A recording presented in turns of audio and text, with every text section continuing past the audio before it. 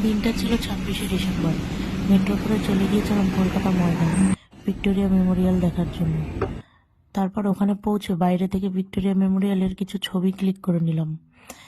সেদিন ছিল 26শে ডিসেম্বর, যেহেতু 25শে ডিসেম্বরের পরের দিন। দিনটা ছিল খুব ব্যস্ততম দিন, ছুটির দিন, সবার ভিড়।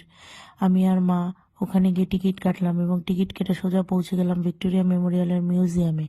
এবং মিউজিয়ামে ওখানে গিয়ে আমরা একটু ভিডিও ক্লিপ করে নিলাম, কারণ ওখানে লাইভ চলছিল না।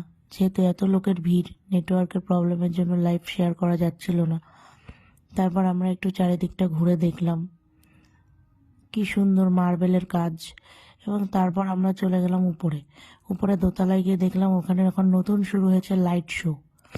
সেখানে আমরা কিছু হিস্টোরিক্যাল ঘটনা দেখতে পেলাম এবং তারপর কিছু ছবি ক্লিক করে নিলাম রানী ভিক্টোরিয়ার চেয়ার, তারপর কিছু তরোয়াল, কিছু বন্দুক এবং ভিক্টোরিয়া মিউজিয়ামের ভিতরে যে আর্ট গ্যালারি ছিল সেই আর্ট গ্যালারির কিছু ছবি তুলে নিলাম।